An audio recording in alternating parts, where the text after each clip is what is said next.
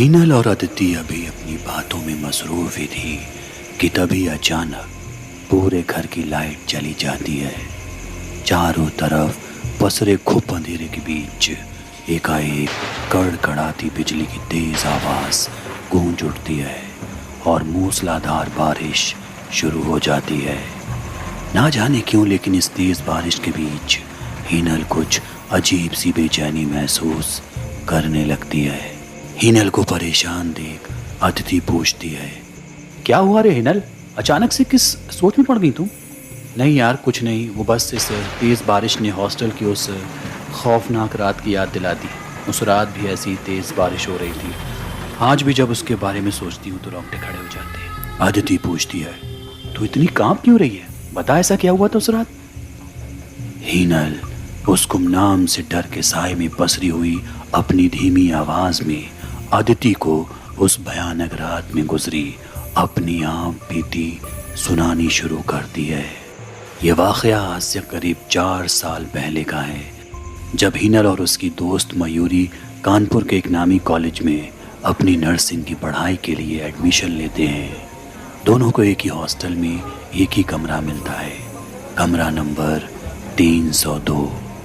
ना जाने क्यों लोग उस फ्लोर पर देर रात आने से डरते थे। पूरे कॉलेज कैंपस में ये अफवाह थी कि ये फ्लोर हॉन्टेड है, और इसका कारण था उसी फ्लोर पर मौजूद कमरा नंबर 310। एक रात करीब 1:30 बजे तेज बारिश और तूफान से हॉस्टल की बिजली चली जाती है।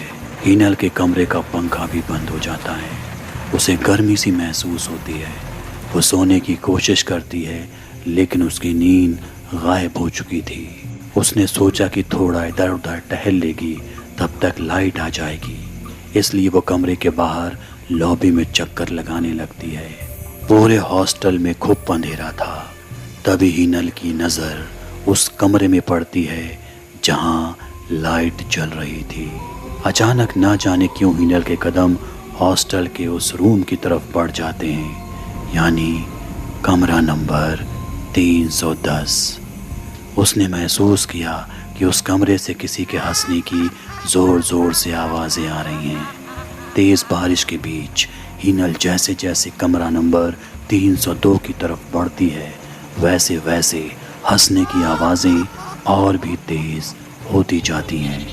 तभी हीनल के पैर उस कमरे के दरवाजे के बिल्कुल करीब जाकर थम जाते हैं। उसने देखा कि उस कमरे का दरवाज़ा हल्का सा खुला हुआ है और अंदर वही हंसती हुई आवाज़ें गूंज रही हैं।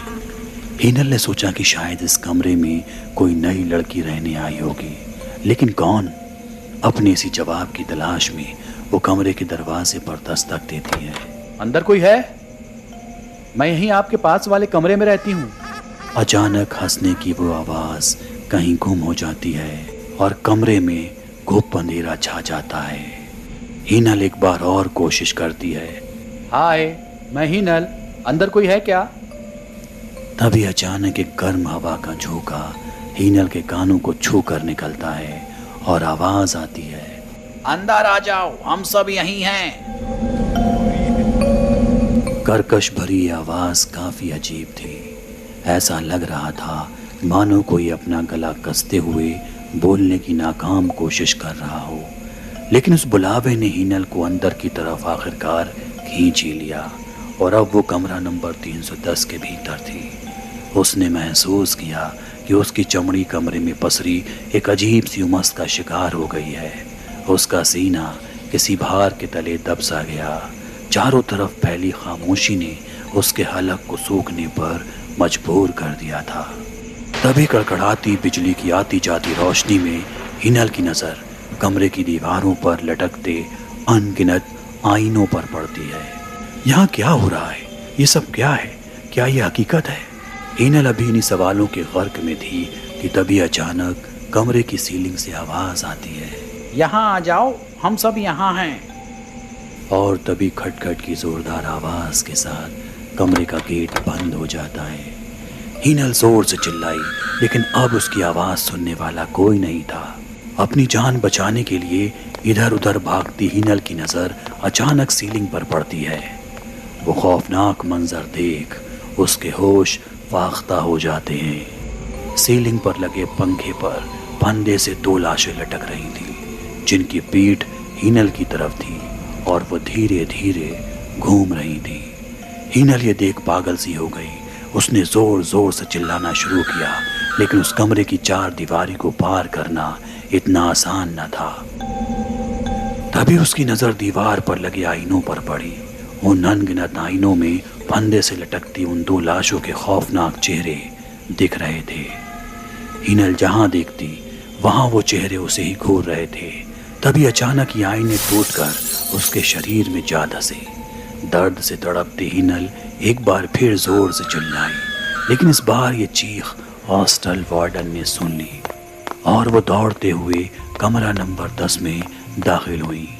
वहां हीनल को बेहोश देख वो फौरन मदद के लिए पहुंची और उसे अस्पताल पहुंचाया। करीब 9 घंटे बाद हीनल को होश आया। होश में आने के बाद हीनल ने हॉस्टल वार्डन को अपने साथ बीता एक के खौफनाक वाकया तफसील से सुनाया। आखिर में हीनल जानना चाहती थी कि आखिर उस कमरे में क्या हुआ था, क्या है उस कमरे की हकीकत, जिस पर हॉस्टल वार्डन ने कांपते हुए उसे बताया कि कुछ साल पहले तक इस कमरे में सब कुछ सामान्य था, लेकिन एक रात 2 लड़कियों ने पढ़ाई के डिप्रेशन में आकर सीलिंग पर लगे फंदे से लटक कर आत्महत्या कर ली।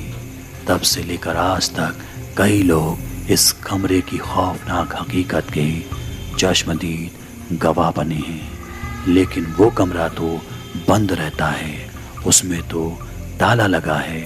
तुम वहां पर कैसे पहुंच गई? ये सुनकर हीनल हैरान थी कि आखिर वो कमरे में कैसे पहुंच गई।